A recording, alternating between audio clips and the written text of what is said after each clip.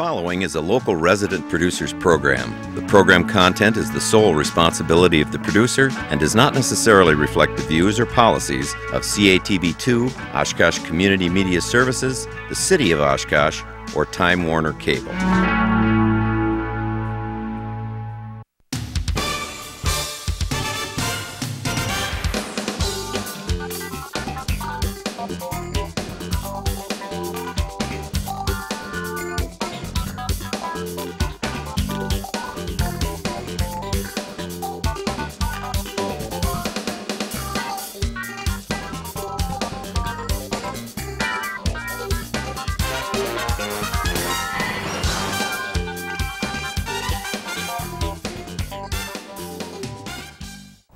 Hi everyone, welcome to On Oshkosh. Cheryl Hentz along with my co-host Dan Rylance. Very pleased to have you with us tonight.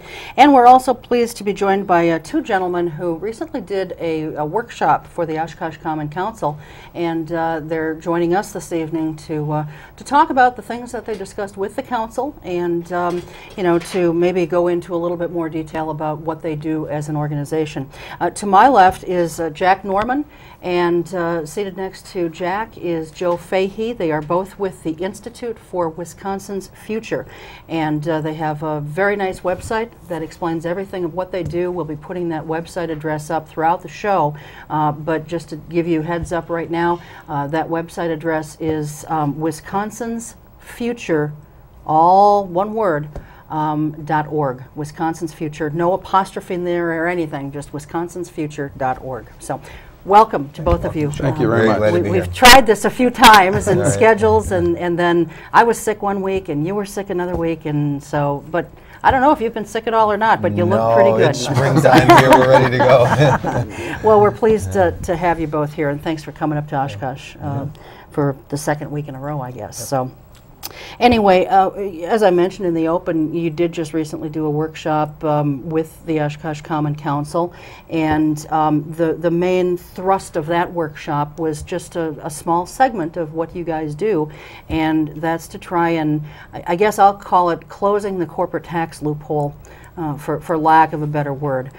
There are some loopholes that corporations have, and we're going to get into that in just a moment. But why don't one or both of you kind of tell us, to start out, what your organization, Institute for Wisconsin's Future, is? You know, give us a little history, maybe what your mission statement is. I know it's all on your website, but everyone hasn't seen it like Dan and I have. So tell us a little bit about that. Well, I'll say a little, and Jack can say more. Sure. But Institute for Wisconsin's Future started in 1994, and one of the big things that started it was trying to figure out how we can deal with the fact that schools were getting less and less money every year. And so there was a real effort, among other projects, to try to change the school funding formula. So it started with schools? It started with schools, and this went on, and eventually we saw that there was a bigger problem. And it's very difficult for education or any other particular sector of government to get more money when there's less and less money for schools or for communities such as yours. And so we really started the tax project, and Dr. Norman really started delving into, you know, what's happened, why don't we have enough revenue, and why are we having to cut, and can Wisconsin afford good schools? Can Wisconsin continue to afford strong communities as we have for many, many decades? And the answer is really yes, but we just have to make some changes to the things that we've done, the things that we're doing. We're no longer able to capture the revenue that we used to capture from everybody, and so we've kind of gotten to an unbalanced and inefficient way where, you know, some people are paying way more than their share and other people are paying less. But the point of it isn't to sort of just close corporate loopholes. The point is to protect our schools and to make sure that future generations enjoy the kind of quality of life and good schools and all the things that come with strong public structures, you know, good public safety, good sewer systems, smooth roads, great libraries, all the things that we grew up with. We want to make sure that future generations have those same opportunities. And so we have to figure out how we're going to pay for them. And we certainly can't continue to pay for them through increase it in property tax. But there's other ways to pay for them. Okay, all right. Well, let's delve into the corporate tax loophole thing, because that's one of the things that you folks were talking to the City Council about in a workshop.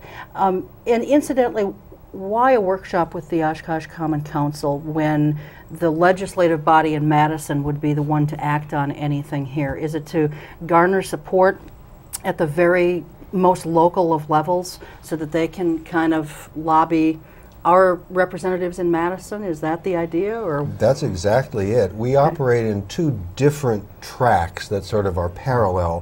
One of them is working directly in Madison with legislators, helping frame legislation and trying to figure out what changes in the laws would be the most effective. And so that part of our work is focused on the folks in the Capitol. But the more important part of our work really is in communities around the state. And otherwise we don't have that much influence ourselves on the legislators. Legislators care about their constituents. And so the way to reach legislators is to go community by community and have people in Oshkosh, in Wausau, in Superior, in Butternut, wherever, raising those issues with their legislators. And so that's the organizing part of our work. So we go around and we work in a number of communities, and the idea is to bring education and bring information to people and then have them apply the pressure on their legislators so that the changes that need to be made in Madison can be made. Okay.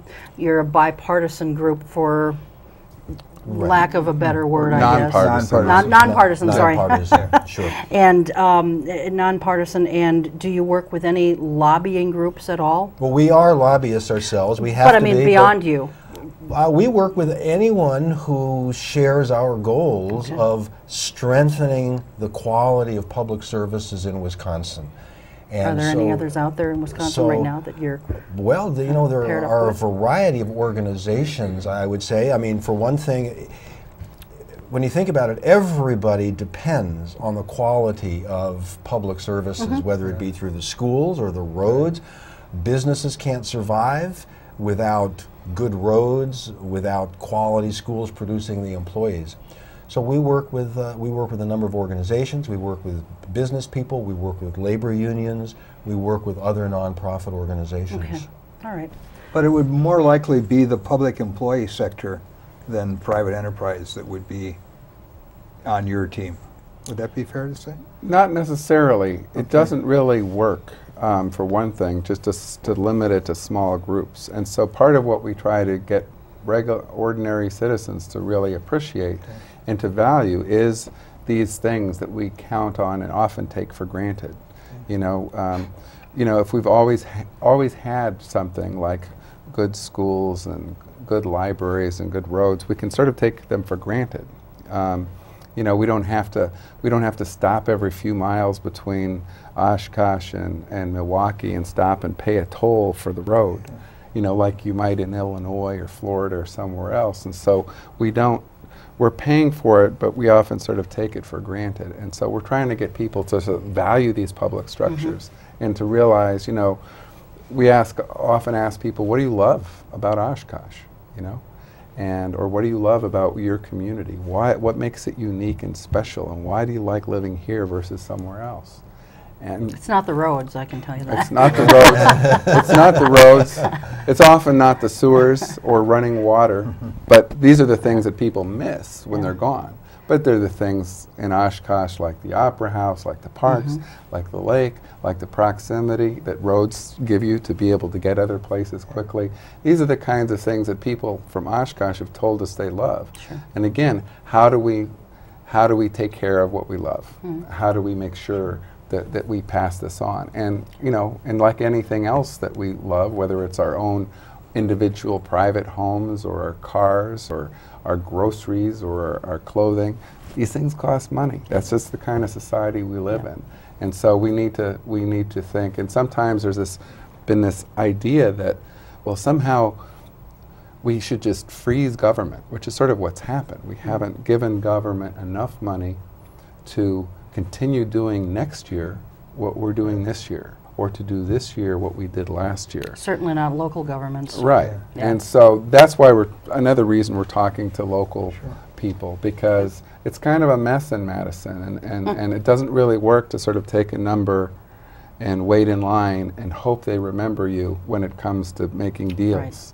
And so when we have organized, not just at the Common Council recently in the last couple of weeks, but around a paper loophole that we were closed, the way we did it is we had a lot of community meetings, and then when the community was educated and ready about the effects of this loophole, then the community organized and invited all of the representatives from the Fox Valley to a meeting in Oshkosh, and Representative Coffert, a Republican, Representative Hentz, a Democrat, was there, and the community educated them on the importance of closing this loophole to people here. So, you know, we didn't go to their house, we invited them into our house. And what a lot of people don't understand is that our local communities have less ability,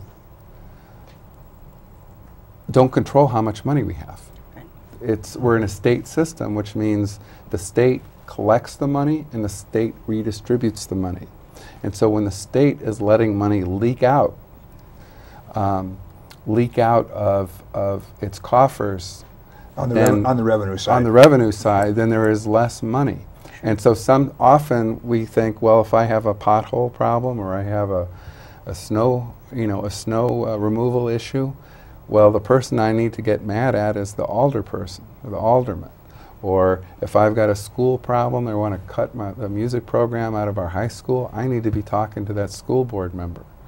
And it sort of makes sense, but what people don't understand is the legislator may have more to do whether you have a school, whether you have a school lunch program, or whether you have books in your school, or whether you have new books in your library, or whether the city has enough money to fix the potholes.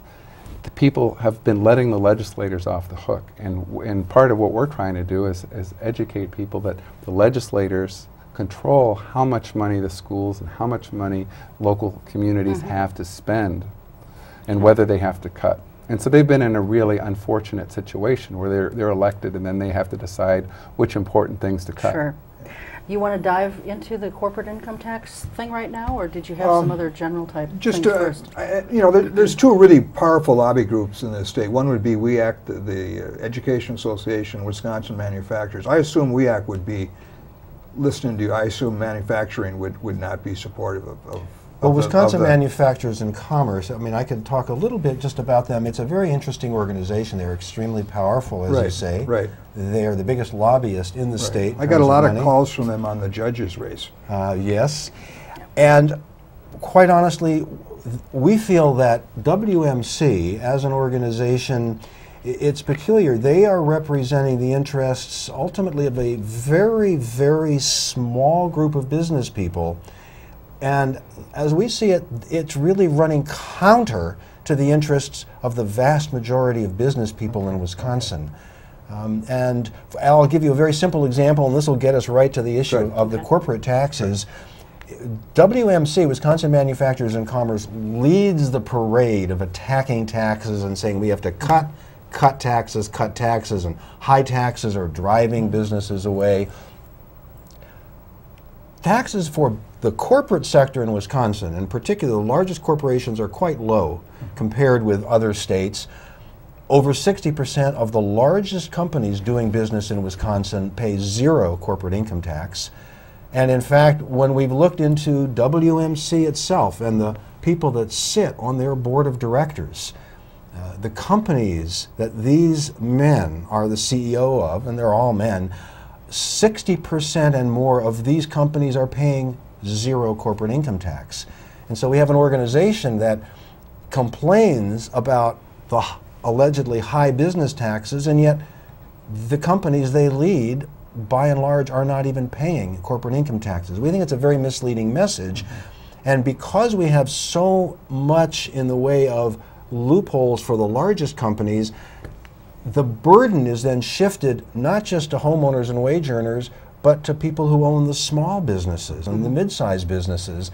And so WMC's position on this is really supporting the interests of a fairly small number of large companies that have the abilities and resources to use the tax avoidance techniques, and against the interests of the small business person who has to then pick up the tab because the big businesses are able to avoid paying taxes.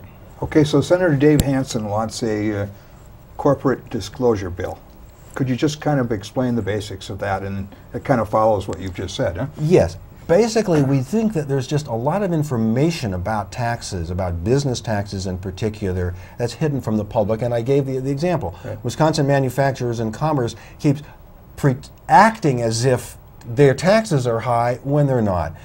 We think one of the important things is just to provide information to the public, to the legislators, about who's paying and who's not paying. We've been able to do a fair amount of research into this using a sort of an obscure state law, and so we have lots of information on which companies are paying and which companies are not paying, and this is the sort of information we think does need to be public. This specific bill, a tax transparency, would require that for public companies, companies that have stock traded on an exchange, which is a very tiny percentage of all the companies, that these companies would have to disclose to the public how much they pay in income tax in Wisconsin, and if they, and what kind of techniques they're using, if they are, to shift their profits out of Wisconsin so that they wind up not paying taxes here. It's a way of getting information to the public that right now we think it's being withheld, and as a result, organizations such as WMC are able to, quite honestly, mislead people. So you want sunshine? Absolutely, absolutely.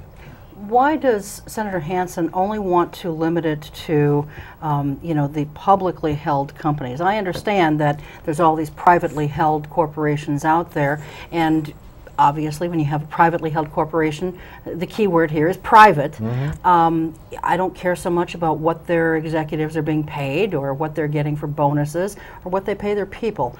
But, you know, if they're not paying taxes, I think the American public, people in the state of Wisconsin, should know that. Well, on this issue, the main goal isn't to single out a company, bad company, bad company. No, it's to have information so that we can have intelligent tax policy.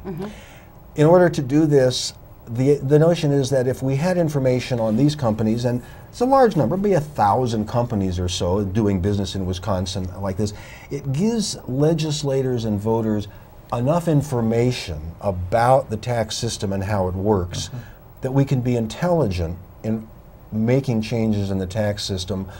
But we don't need that on the vast majority of companies, and so there's no reason to, for example, make small business owners nervous and upset. Hey, they're going to be prying into my activities and so on, when it isn't necessary for the purpose really of what do we need to know in order to be able to change tax policies. So we're trying to figure out where the loopholes are, and because Wisconsin has sort of been behind the times of many other states in terms of updating its tax system to keep these techniques from allowing money, again, potential income tax, to leak out of the state. And it's not just income tax, it's sales tax and property taxes as well.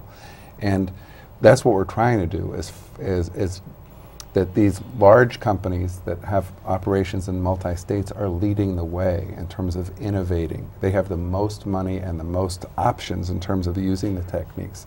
So if the state decides to close down those loopholes for them, they'll at the same time be closing down the loopholes for other companies that, you know, may be using them. Perhaps we should get specific, because we've been Yes, talking I was a little just going bit to say, about let's give us some names. Well, let's start with a simple case. I would imagine a lot of the people who are watching this program on their computers at home or at work use Microsoft Word or some other Microsoft product.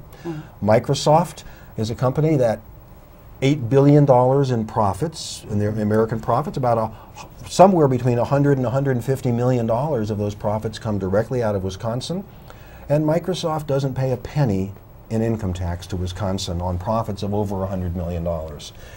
That's a very simple example. Merck, second biggest pharmaceutical company in America. Many people take prescription medications. $5 billion in profits in America. A lot of that coming out of Wisconsin, and not a penny in income tax in Wisconsin. McDonald's, PepsiCo, Budget Rent-A-Car, Stokely Van Camp, General Electric. These are all companies that do not pay a penny in income tax to the state of Wisconsin. Now, there are other companies that are really terrific. Oshkosh Truck would be an example. Harley Davidson. We have figures on these. How about Gannett? These are companies that they're paying their share. Well, Gannett I don't know specifically about because we haven't researched Gannett. But when Microsoft, Merck, Pepsi-Cola, General Electric aren't paying taxes, then whoever owns the corner store, the tailor, or the dry cleaners, they're having to make up the difference. The techniques that they're using are ingenious. They're designed by $800 an hour lawyers. Small business owners can't afford that. And these are the sort of loopholes that are there that are really draining. Estimates are that close to $500 million a year, that's $500 million a year in revenue, is lost in Wisconsin simply through corporate income tax loopholes. And you're basing that on what their annual P&L shows? We base that on data, that? For example, Ernst & Young, which is a giant accounting firm, does a terrific annual survey of business taxes at the state and local level, and we base that on some of the figures that they put out. Okay. And Ernst & Young knows taxes, and Ernst & Young knows where the loopholes are, and they have estimates about Wisconsin and the corporate tax payments in Wisconsin compared with other states. Ernst & Young's figures tell us that if the corporate sector in Wisconsin were paying taxes at the national average, if their share of taxes were simply at the national average, there would be well over an additional $1 billion a year in tax revenue for state and local government in Wisconsin. This wouldn't make us a high business tax state.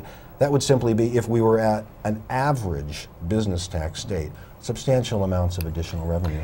Okay, I got a figure that in I think it's 2007 or maybe 6, about $900 million was the business taxes paid in Wisconsin. In corporate income tax? Yeah.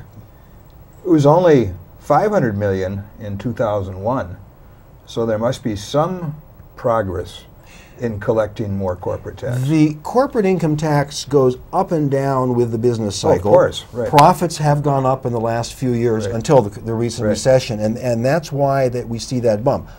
But if we look at corporate income tax payments over time and adjust for inflation, they are actually flat. Corporate income tax payments adjusted for inflation are the same now as they were 10 to 15 years ago. At the same time, profits, when adjusted for inflation, have grown substantially. Okay, I understand that, but you know, and you said a really good point that corporate tax thing is some years you can declare a loss and you don't have any taxes, but you've got all sorts of other things like Subchapter S and these LLBs and LLCs, where the tax for businesses is not paid through the business, but is paid through the individuals, which distorts your corporate. That's one of the beauties of Ernst & Young's study. Okay. Ernst & Young understands this because they prepare taxes for all sorts of businesses, and when they do this annual survey, which is available on Ernst & Young's website, they are taking into account not just corporate taxes paid as corporate income tax, they're taking into account their best estimate of, as you say, the S-Corp, the variety of other ways that businesses are organized and pay taxes. And there's been tremendous growth. The Secretary of Revenue said recently that in Wisconsin, in 5 years, the number of business organizations that are structured to minimize or avoid taxes has gone from 5,000 such companies or organizations 5 years ago to 30,000 today. It's incredible growth in the number of businesses organized solely for the purpose of minimizing or reducing taxes. And part of our point is that the tax system in Wisconsin is out of date, in that our way of taxing in many, many areas is well back into the 20th century and isn't reflecting the way the economy has changed. And so companies, large companies, have new techniques for avoiding taxes that are simply way, way ahead of where our tax law is in Wisconsin. And I'll just quickly mention a couple other examples. So we're not just simply talking about the corporate taxes, but if we look at the sales tax structure in Wisconsin, we have a very outmoded sales tax. There are no sales taxes on services. There are no sales taxes that are required to pay on buying things on the internet. So we have two very big sectors of the economy, both of them large and growing, and our sales tax system is so out of date it doesn't even touch these two sectors of the economy. On the other hand, there's many states, for income reasons, have taken sales tax off of groceries. Sure. Wisconsin doesn't. They do tax groceries, right? We don't. No, no. We don't tax groceries? We do not tax groceries in Wisconsin. Okay. Now, Not food items. Not food items. That's right. Okay. One of our sort of fundamental point about taxes is that what's needed to support schools and sewers and courts, all of the things that we need, is a broad tax system, because if it's broad, it allows us to raise the revenue that's needed and keep the rates low. But what we have in Wisconsin are huge gaps in our tax structure because the economy has changed and the tax system hasn't evolved with it. And so our view is if we can close the gaps and broaden the tax base, it allows us to do two things. It allows us to have enough money to support the public structures we need, and money so that we can lower rates where needed to make for a fairer tax system. So that's really our ultimate goal. Close the gaps, broaden the tax base to support public structures and make a fairer system. To me, this is a classic Democrat-Republican issue.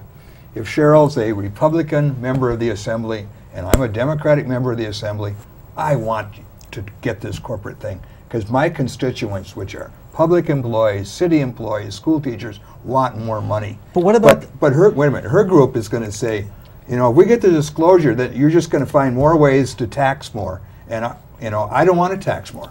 Well, but can I? Yes, go ahead, Joe. Okay. We're all going to go into that one.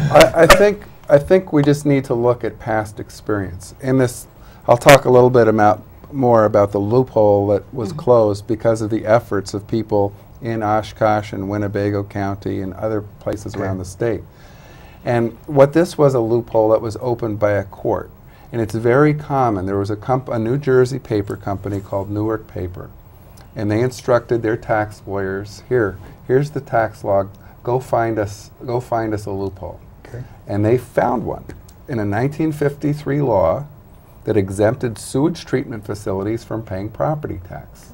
And given the way that those words were put together 50 years ago, they said, us too, we shouldn't have to pay.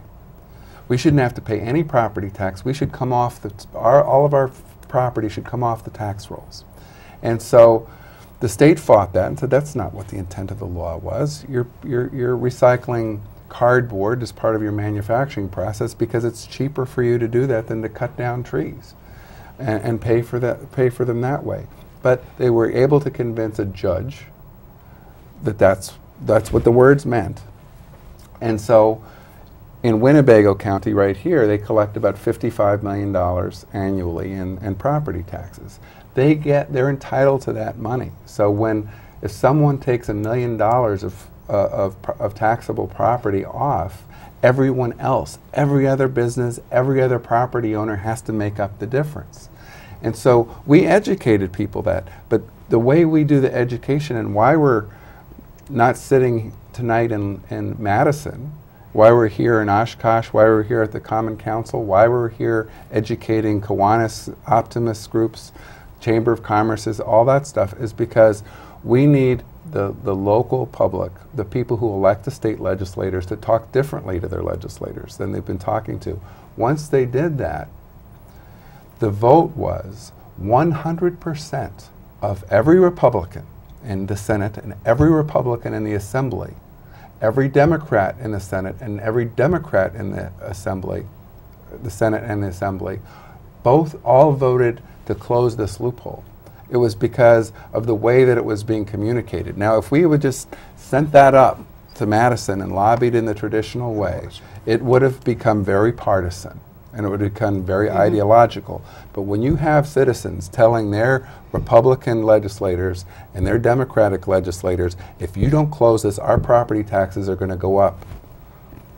So it becomes a different unanimous issue. in It was both legislative unanimous. bodies. Right. Yeah. WMC, who we mentioned before, they were against it, and there were efforts to stall it in different assembly committees. But there was such an outcry of pressure from down below, from the citizens in the districts, that it changed. And so that's how we have to approach these issues. It's not a Republican issue. It's not a Democrat issue. It's their local issues. Whether we have schools, whether we have libraries, whether we have roads, or whether we have a paramedic system, all of these things depend on having a fair tax system that provides enough money. And so if we make it a local issue and we make it a fairness issue and not make it a partisan and political issue, then we can win. What are some of the, you gave us a really good example there of Newark Papers and, you know, the technique that their big-time lawyers used.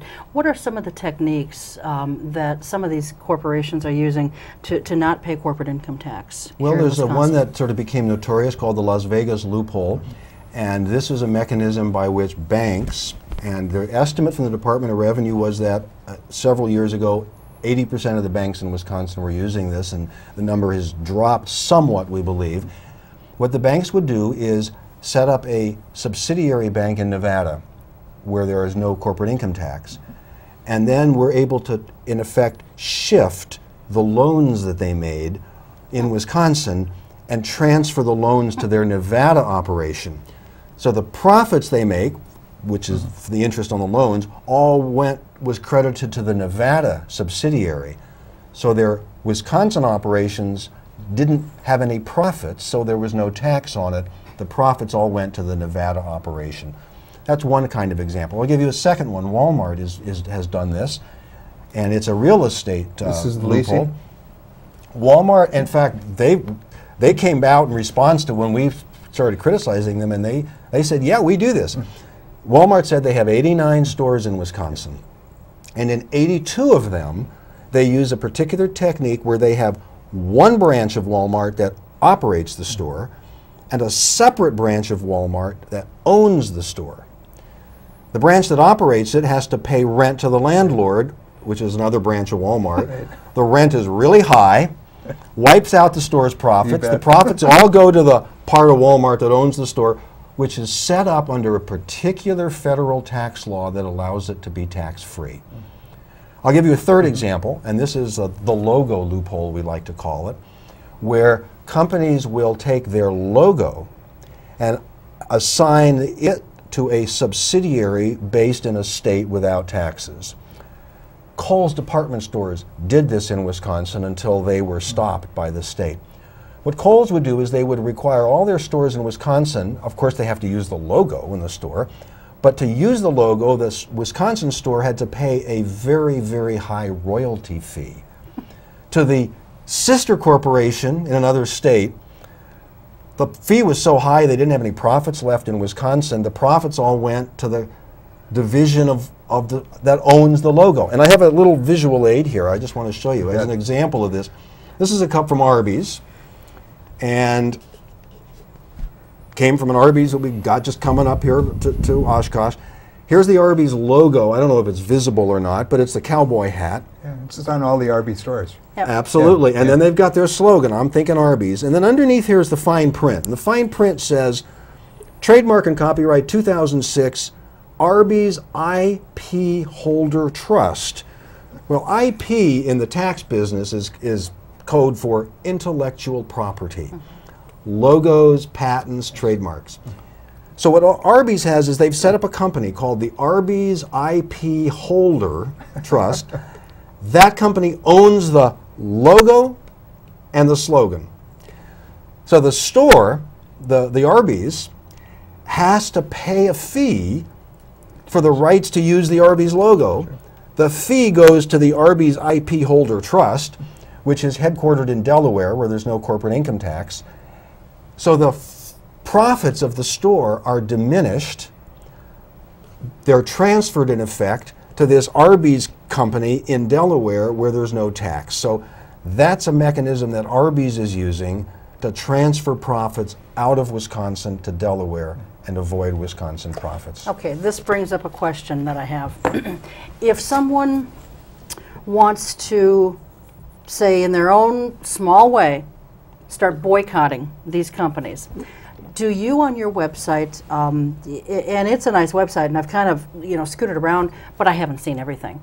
Do you have on your website somewhere a list of companies like this that people could say, you know what, I'm going to make my own little personal statement. It may not mean a hill of beans to their profit and loss statement, but I'm going to make my own personal statement and I'm going to boycott that company or those companies. We do have information on individual companies, but I would urge people, if they want to take an action, the boycott is not really going to make an impact. It's the way to have the impact, call your legislator and say, what is going on with these corporate tax loopholes?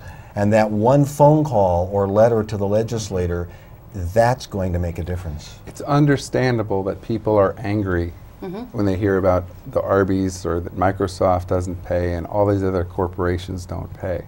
But basically their job is to pay, is to maximize their profit and reduce their costs. But our job as citizens and our job as a state is to not let them abuse the system. And so we just sort of, rather than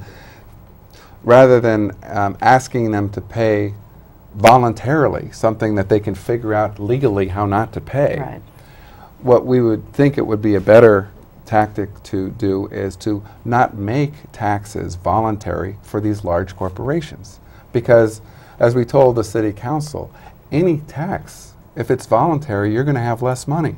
You're not going to have enough money, I would venture to say. You know, I mean, most people don't put in an extra, we just finished our taxes this week, a lot of us. And most of us didn't put in a couple, couple hundred extra, sort of, because they're doing such a great job, right?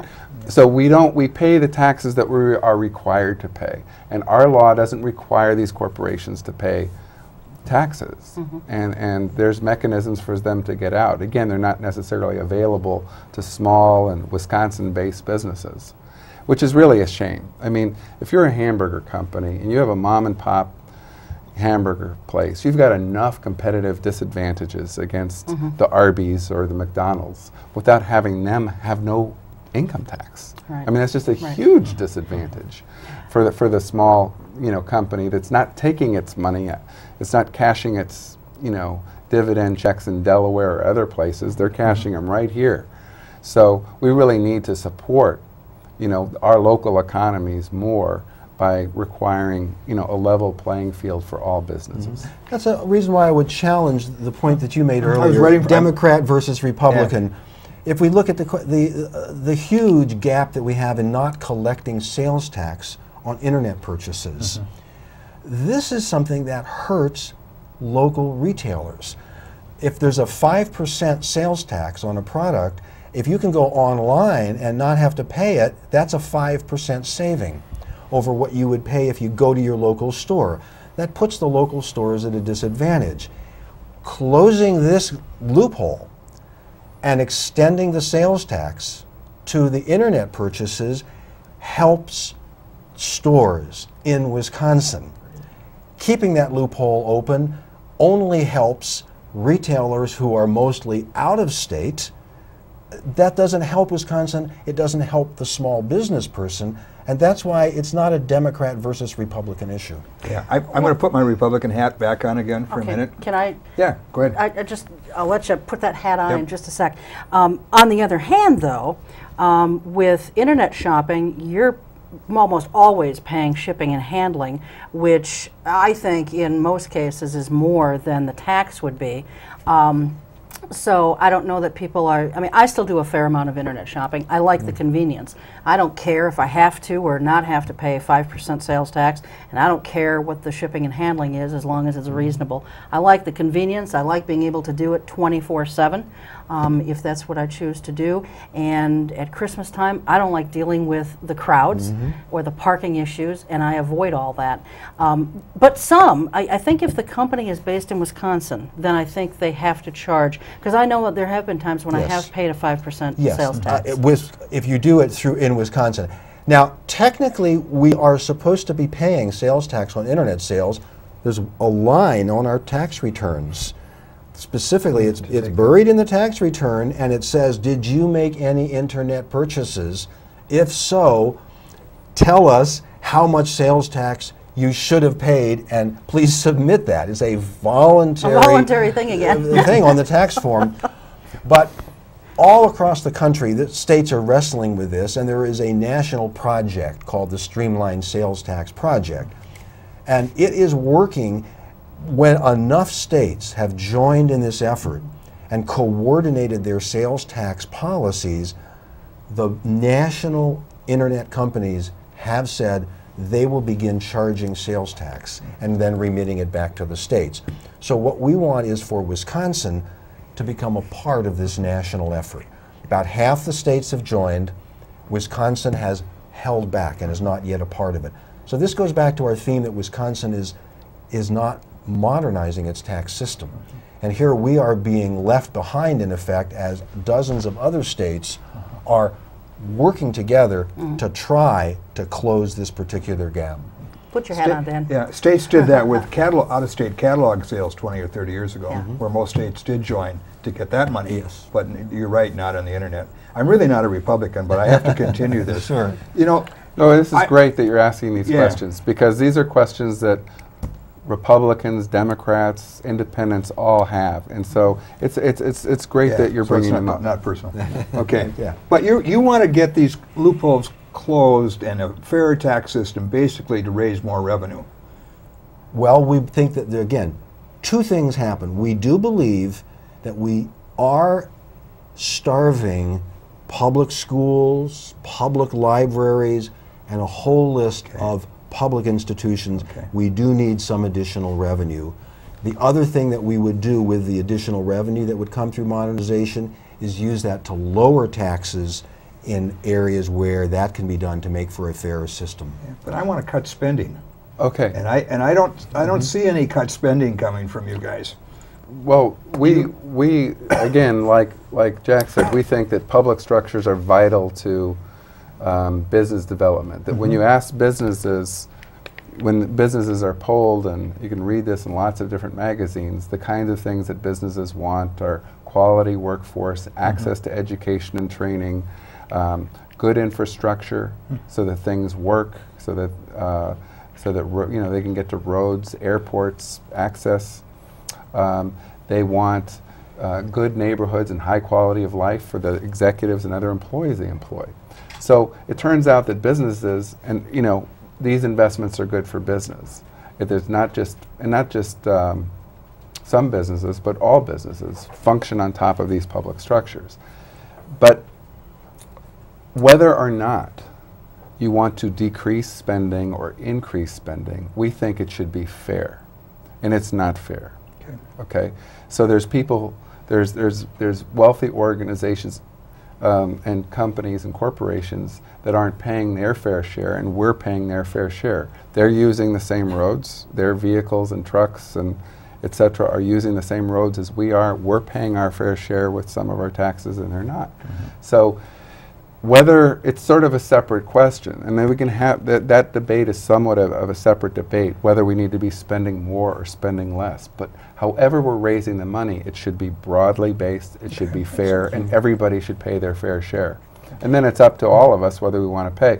But a lot of the debate in communities all over the state, it's sort of like between raising property taxes or cutting programs in schools. And what we're saying is, no, that's not the only place you can get money. That's the only place we've been drawing it, but that's not the only place to get it. There are fees, there are sales taxes, there are income taxes, and if we get what the system was designed to collect when it was created, by updating it, then we will have more money than we have now.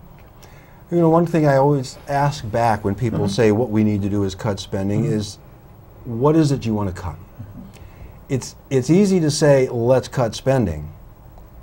It's not so easy to say, well, I think what we should do is have more kids in every classroom, or our libraries shouldn't buy new books. I mean, what is it that somebody wants to cut spending? I was on a panel just a week ago with Senator Mary Lazich, who is a veteran member of the state legislature, and she kept saying, we should cut, and a member of the audience says, well, Senator, what is it that you propose that we actually cut?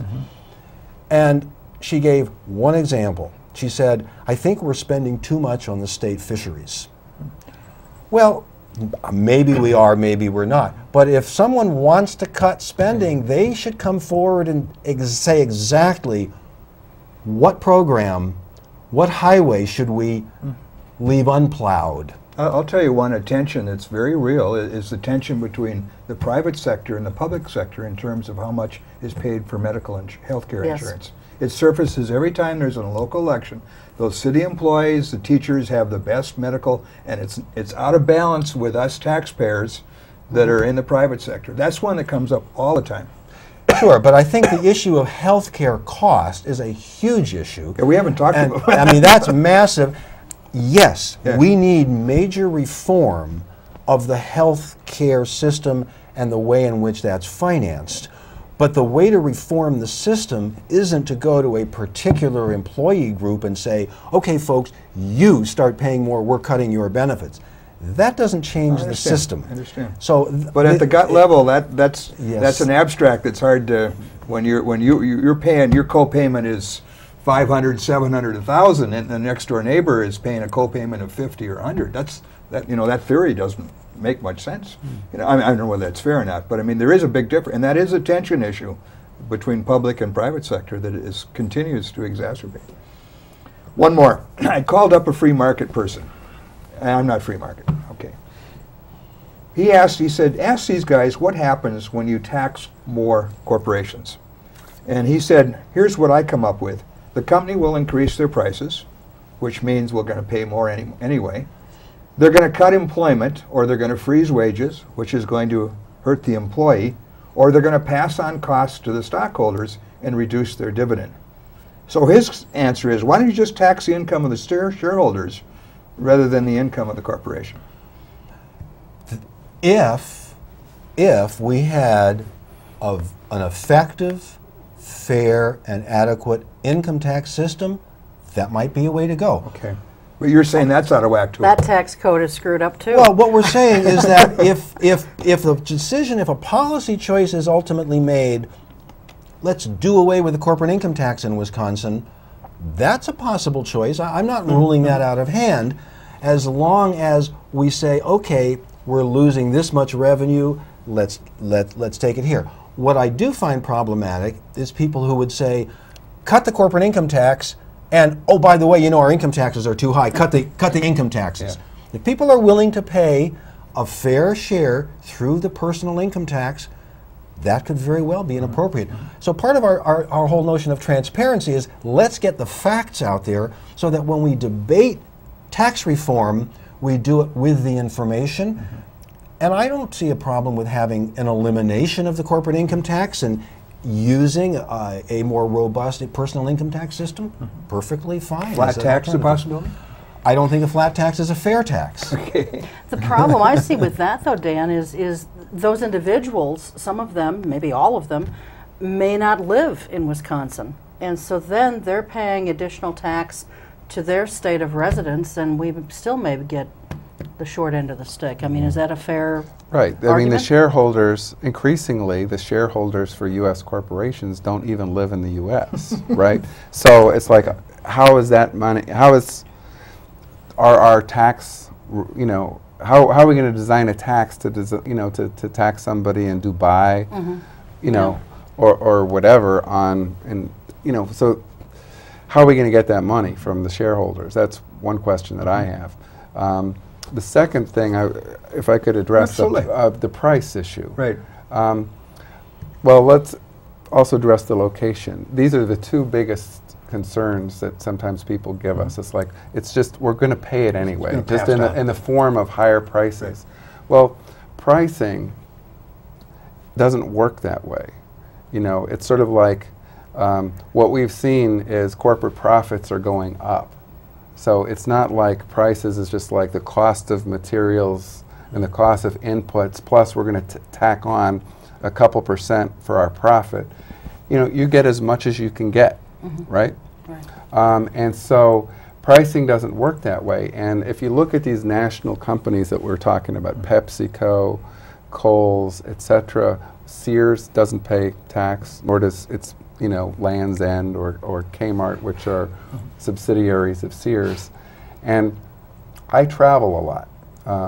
I was in Washington a couple of weeks ago. I was in Colorado earlier. I'll be in California tomorrow. And I travel a lot, and I clip coupons. And I look at the Sunday newspapers in whatever city I'm traveling back from. And it turns out that all of their ads are the same. The Sears ad in California and Colorado and New York is the same as the one in Wisconsin. Same products, same prices. They don't have a 50-state pricing program depending on how much tax or how little tax they're paying. Point. When I go to, I drive around a lot organizing around the state, and I eat a lot of fast food. And I've driven around states, other states, and eaten fast food there. And the dollar menu that I usually order from and get my double cheeseburger or my McChicken or my small fry, it turns out that it's $1 in New York, which has higher which taxes McDonald's on its corporate income. It's $1 in California, which is not only has higher corporate income taxes for McDonald's than we do, but the land prices for that McDonald's store are like 3 or 4 times. So the idea that it's a 1-for-1 ratio, that every nickel we raise in taxes is going to be a nickel we're going to be paying in increased prices, just isn't borne out by our own common sense experience. The other argument that I've heard people make is, well, if you start charging corporate income tax, these companies will just pack up and tuck their shingle under their arm, and they're going to leave the state. And I think what we're hearing, first of all, I think that's preposterous. McDonald's is not going to leave this state, for example. Absolutely. Walmart is not going to leave Wisconsin. Right. No, but you've just explained that. You've just proven that. I'll give you, there's another reason too. It's a little more technical. I won't go into the details, but Wisconsin did make one change recently in its corporate income tax structure, and it was a change that said that the corporate income tax is based purely on a company's sales in Wisconsin. If a company has a factory in Wisconsin and 1,000 employees, that has no impact on the income taxes they should pay. And so if we were able to raise the income tax so that we would get some money from Microsoft or General Electric, let's say, which does have facilities in Wisconsin, they wouldn't save a penny by closing their Wisconsin operations and moving. The tax is based purely on their sales in the state. So the only way a company could avoid the income tax in Wisconsin, if the loopholes were closed, would be not to sell in Wisconsin. And you know that a company isn't going to do that. They would certainly rather make their profit and pay a little bit of it in tax than not make the profit at all, clearly. Well, one thing that a friend said to me, we had dinner last night, and you know, the point that she made to me is, why would someone not want to get behind this? I mean, unless you are one of these companies, you know, avoiding the taxes with the loopholes, why would someone not want to get behind this? I think most of the reason people won't get behind it is they're not aware of it. And so that's why we're talking to you, that's why we're talking to local communities, and not just to the top policymakers, but to the people who are feeling the effects of this unfairness. And there's just lots and lots and lots of energy going around in school boards and city councils in terms of what are we going to cut this year? And well, no, you shouldn't cut my thing, you should cut their thing, you know, and we're thinking that's really the wrong debate. There is wealth in Wisconsin. Yes, factories have closed, move other places, but the economy has adjusted. We're huge on biotech. You know, we're doing okay as a state in terms of the income. Now, maybe the average person has less money, but the corporations have more and more money. They're doing, you know, they have been doing very well. You know, backing out the current recession, and so we can afford healthy communities. And a lot of people are feeling like we can't afford it.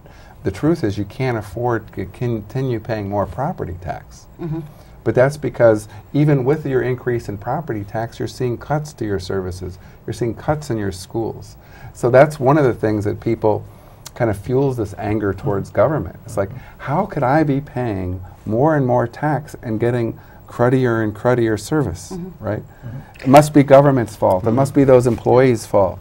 You know, it must be the elected officials' fault. It must be my alderman's fault or the mayor's fault. Actually, it's not. We've got a system.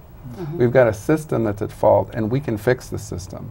How long did it take, you know, this whole process to close the loophole with respect to Newark papers? Well, I think we heard about it from Mark Harris, Our county, your county executive, yeah. who sent us a packet of information. I believe that was in February, and in August it was closed. Okay. So I think it probably closed in less time than it took for the legislature to get a budget. Maybe it took less time than than for the lawyers to find the loophole too. You never know. So just very quickly then, how much time have you been working so far on closing these loopholes? And this is probably going to be a bigger fight. This is definitely a long fight. We're in it for the long run, and it's not just the corporate loopholes. There's other issues, and it's going to be going on for quite a while. And you know, I think the question that you raised just before is an excellent one. You know, why would people be against it? And there's some good reasons, but there are some bad reasons, and they really do puzzle me. Wisconsin Manufacturers and Commerce. Why do they continue to defend the right of Microsoft to avoid all taxes and thereby put an extra burden on the large number of small local businesses? Why would a person who would, say a legislator who would say, I am pro-business, defend Merck and McDonald's being able to avoid taxes and put that burden on the local small business? It doesn't make any sense. I don't quite understand it. We all know one potential explanation, and that's the campaign finance issues in terms of where their money comes from. But it really is, intellectually, it's a puzzle why they would do that. That's why education is so important on this. Exactly. All right. Well, we're out of time. Yeah. Thank you both very much for being here. It was a fast hour, I swear. Thank you. Thanks for your questions. Yes. Oh, absolutely. And we have been putting the website up on the show. And we'll link you up to our website and so forth, and we'll try and get the message out. Yeah. Great. Thanks very much. Okay, Thank you both for coming. Right. Thank you, Dan. Thanks to the crew. And as always, thanks to all of you at home. We'll see you next time. Until then, take good care. Keep your eye on us. We've got All Right on Oshkosh.